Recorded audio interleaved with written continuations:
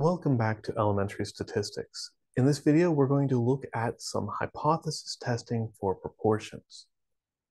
We've seen previously that we can use something very similar to a z-test on means in order to construct a confidence interval for the probability of something happening in the world based on the proportion of that thing occurring in our sample. And so now that we have a confidence interval, we can use that as a tool for building up a hypothesis test. And as we've seen with the other hypothesis tests, the confidence interval method is one of three mathematically equivalent choices you could make. The other ones are called the traditional method, where you calculate a critical z-score and then see what your z-score is for your particular case, or you calculate the probability based on the z-score for your particular case and compare that to a critical probability. Mathematically, these all work out exactly the same. I like the method of, I like the method of confidence intervals. I find that it makes the most sense to me as to why things work out the way they should.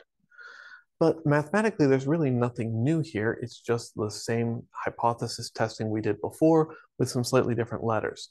So instead of talking about theory, let's dive in and solve a couple of problems. An attorney claims that only 25% of lawyers advertise their services. To test this claim, you contacted 200 attorneys practicing in the greater Pittsburgh area and found that of them, 56 had purchased advertisements in the past 5 years. Using the confidence level alpha equals 0.05, is this attorney's claim supported?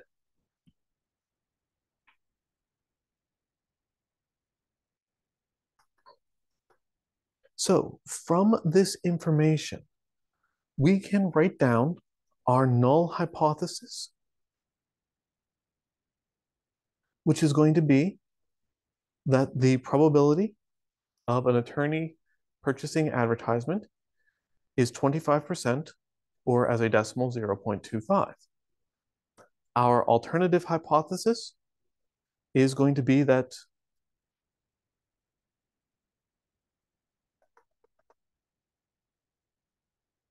this probability is something else. Since we are talking about alpha equals 0.05, and we are talking about a proportion which can be assessed using a z-test, we can look up that the critical z-score is 1.96, right? The 95% confidence level, z equals 1.96. 90% confidence, alpha is 0.10, 95% confidence, alpha is 0.05, 99% confidence, alpha is 0.01, tend to show up more often than any other confidence levels. So if you know those ones offhand, you can avoid using the z-score table for the most part. Right. What else do we have? We have that this is talking about a trial of 200 participants, and of those 200 participants, we had 56 successes. So I can calculate p hat is 56 divided by 200. I might leave this as a fraction if it worked out in an ugly result, but this actually comes out to be a very nice number. It is 0.28.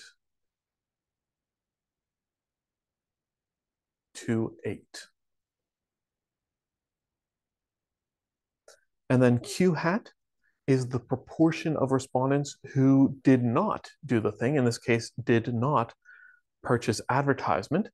That's just going to be 1 minus 0.28, which comes out at 0.72.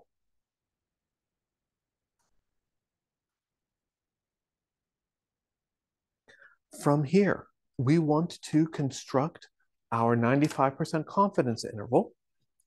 So we have that P is equal to P hat, which is 0.28, plus or minus Z, which is 1.96, times the square root of P hat, 0.28, times Q hat, 0.72, divided by N, which is 200.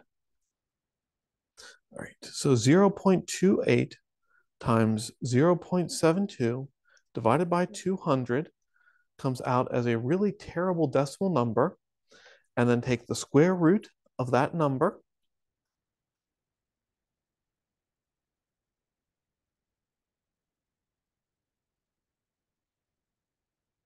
and I get 0.0317. Seems like a good place to round that. Multiply that number times 1.96, and we get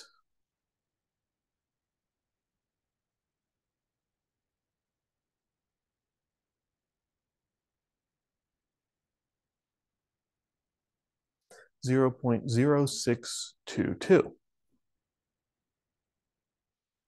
All right, so 0.28 plus 0.0622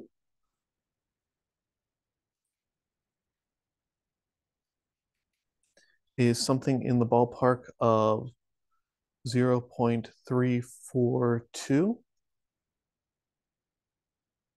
and 0.28 minus 0.0622 is something in the ballpark of 0.218.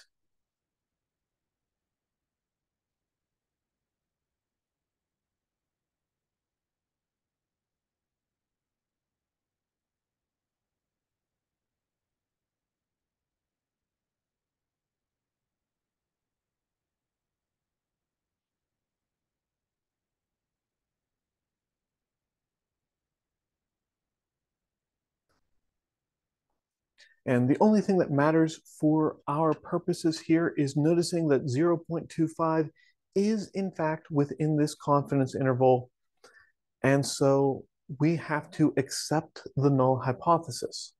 There is no statistical difference between 25% and the results of this survey.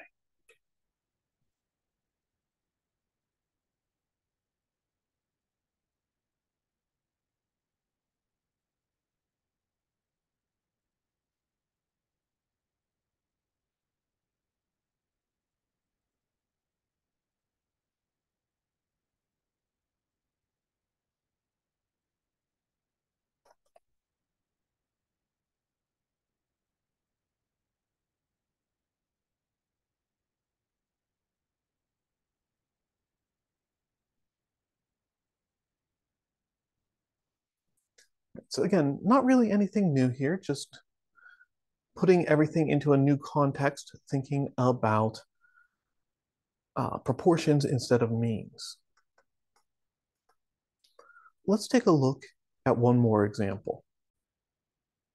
In a randomly selected sample of adults aged 25 or over living in the state of New York, we find that 115 of the 400 men who responded to the survey had earned a 4-year degree from an accredited institution of higher education. For women, it was 95 of the 350 respondents. So notice here, yeah, the number of people who earned a degree is lower for women, but also the total number of respondents is lower for women. And so at our significance level, alpha equals 0.05, 95% confidence, is there a difference in the proportion of men and women who earned 4-year degrees? Here we are comparing two unknown proportions. We are not looking at comparing to a known population. And so the same way we deal with the means, we're going to say that our null hypothesis is that the probability on men is equal to the probability on women. But we're actually going to write it as the probability of men minus the probability of women is equal to 0. And then the alternative hypothesis will be the probability of men minus the probability of women is not equal to 0. Or you could have subtracted the other way and had the probability of women minus probability of men is either equal or not equal to 0. That would not change the results in any way. We have some data. We have that for men, there were 115 respondents who said yes, they did have a 4-year degree. And in total, there were 400 respondents in that part of the survey. For women, we found that the number of women who responded yes was 95, and the total number of women involved in the survey was 350. We also have that alpha is 0.05. And since we're talking about proportions, we know that we're going to be using a z-test, which means we want to look up the z-score for alpha equals 0.05, which is still plus or minus 1.96.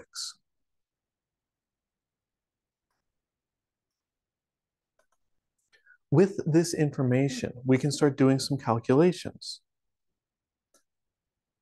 P hat and Q hat for M, right? P hat is X divided by N. So in this case, we're looking at 115 divided by 400, which my calculator tells me is 0.2875.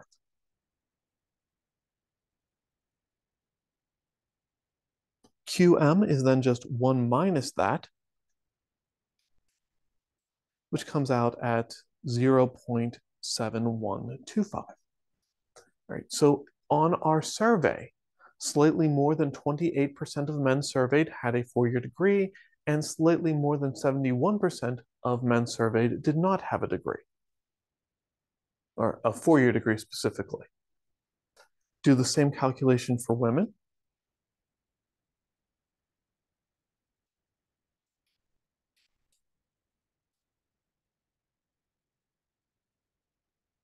All right, the numbers come out a lot uglier, but I'll round and call it 2714. Right, so just over 27% of the women involved in the survey had a 4-year degree.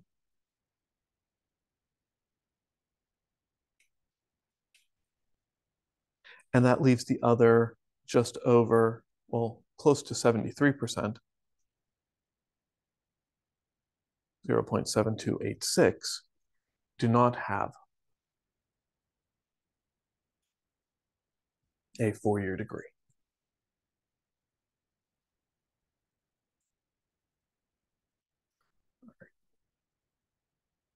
And so what we want to find out is 0 in the confidence interval that is formed in P men hat minus P women hat.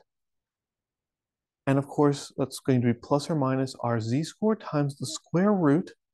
And since we have 2 different distributions we're looking at, we add underneath the square root. We will have PM hat QM hat over NM plus PW hat QW hat over NW. Right. I'm not going to try to write those numbers into the formula because it's going to get to be really ugly really fast. But I'm going to go through and do the calculations kind of one step at a time. PM minus PW is 0.2875 minus 0.2714, which comes out at 0.0161. Z is 1.96. All right, and if I take P hat times Q hat over N for the men, that's 0.2875 times 0.7125 divided by 400, which my calculator tells me is a really tiny number, 0.000512. And if I do the same calculation for the women,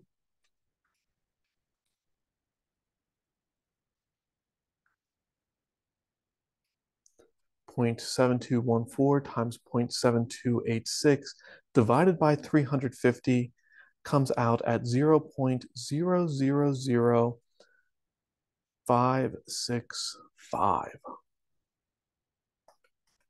All right, add those numbers together.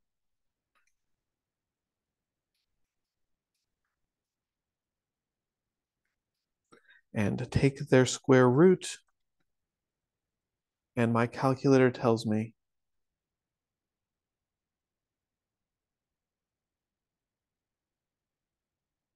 that that is 0.0328, give or take a little bit.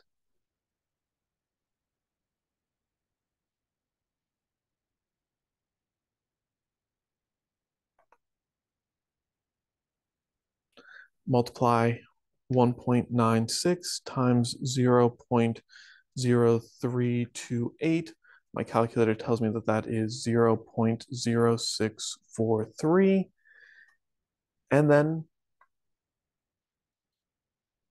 build my confidence interval, 0.0161 minus 0.0643 on my calculator is negative 0.0482. And then 0.0161 plus 0643 is 0.0804. And since 0 is inside of this confidence interval, this works out fine.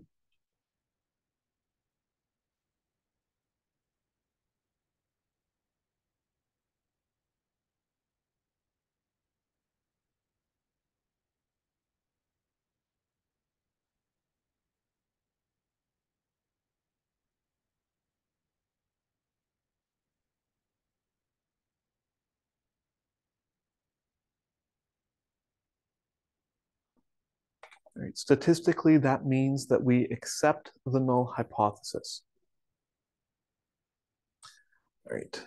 How you phrase that, there's no statistical difference or there is no evidence of difference between these two groups in this particular survey. Right. Accepting the null hypothesis, again, sometimes kind of boring because we can't really say that, yes, these are the same. All we can say is we did not uncover evidence of a difference, which is a slightly weaker claim. It could be that if you have a follow-up study with more participants, you will see a difference. It could be that if you see a follow-up study, you will continue to see the same sort of result we see here. In any event, that's all I have on this one. Thanks as always for joining me. I'll see you next time.